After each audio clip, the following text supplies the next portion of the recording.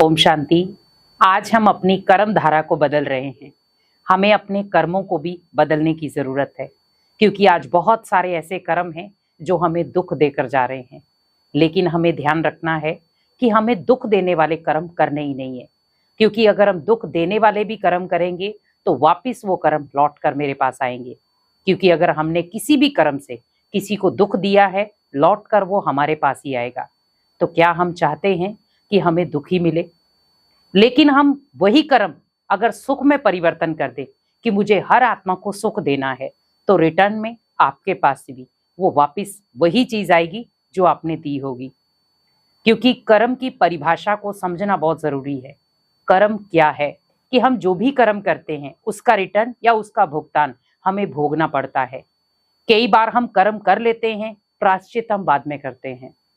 हमें हमेशा जो भी कर्म करना है सोच समझ कर करना है, क्योंकि उसका भुगतान मुझे ही भोगना है, किसी दूसरे को नहीं। आज बहुत सारे ऐसे लोग हैं, वो कहते कर्म हम करेंगे, भुगतान कोई दूसरा भोगेगा। लेकिन ऐसा नहीं है।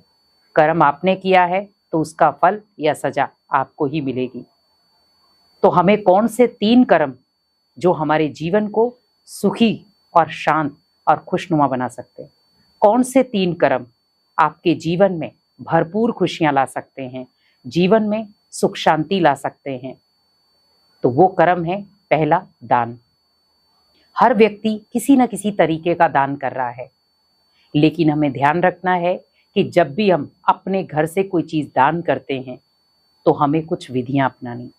जब भी हम अपने घर से किसी चीज का दान करते हैं तो हमें कुछ विधियां अपनानी है, और उन विधियों के द्वारा ही जब आप दान करते हैं तो वो दान गुणदान बन जाता है, महादान बन जाता है। हमेशा याद रखें, हम कई बार घर के ही कुछ चीजें दान में देते हैं। मान लो हमने अनाज दिया, सामने वाले को दान में दिया लेकिन वो खराब था। हमने वस्त्र दिए, वो ऐसे दिए जो फटे हुए थे। हम क्यों ऐसी चीजें दान कर रहे हैं जिससे सामने वाला संतुष्ट नहीं हुआ? मान लो आपने दान दिया किसी भी चीज का, लेकिन उस दान से सामने वाले को खुशी नहीं हुई, तो वो दान का आपको ओनली 50% ही हिस्सा मिलेगा।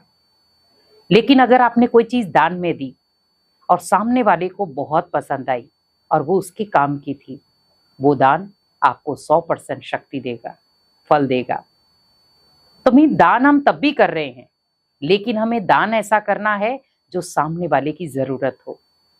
कई बार क्या होता है कि हम दान इतनी चीजें करते जाते उसके पास ऑलरेडी वो चीजें होती हैं, तो वो आपकी उस दान का महत्व नहीं समझ पाता। मान लो सपोज आपने किसी को वस्त्र दान दिए, ऑलरेडी किसी ने उसको वस्त्र दान दे दिए। या तो जब भी आपको कोई दान करना है, आपको पता है मुझे किस जगह पर जाकर दान करना है, तो वहां पर आप पहले उन आत्माओं को देख कर आओ कि मुझे ये चीज यहाँ दान करनी है, उनको क्या जरूरत है। क्योंकि कई बार क्या होता है कि उनके पास जरूरत से ज्यादा चीजें आ जाती हैं, तब जाकर वो बेचते हैं, तो आपके ऊपर पाप लगता है। तो हमें वहां पर अपने आप को थोड़ा सा संभालना है, देखना है सामने वाले को किस चीज की जरूरत है। मान लो मैंने कंबल दिया, फिर आया कोई, उसने भी कंबल दिया, फिर दूसरा आया, उसने भी कंबल दिया, उसके पास कम से कम 10 कंबल हो गए। अब ये सोचो, जब उसके पास 10 कंबल हो गए तो क्या उन कंबलों को वो बेचेगा? नहीं बेचेगा। लेकिन मैंने क्या किया, किसी ने कंबल दिया है तो मैंने उसे नीचे बिछाने की चादर दे दी, या हमने कोई ऐसी चीज दी जो पहन सकता है। तो आप सोचो, चीज वो देनी है जिससे उसके जीवन में कोई वो गलत चीज ना कर पाए।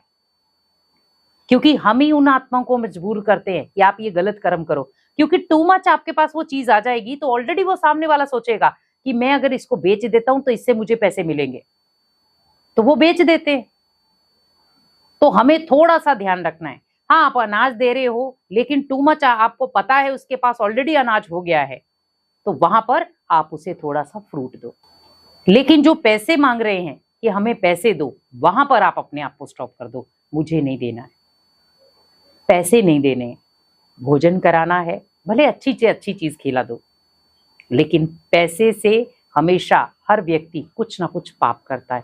बहुत सारे ऐसे भी हैं, मुझे इसका ये काम करवाना है, कोई बीमार है उसका करवाना है, कोई शादी है उसका करवाना है, जो भी है, आप पूरी वेरिफिकेशन लें पहले।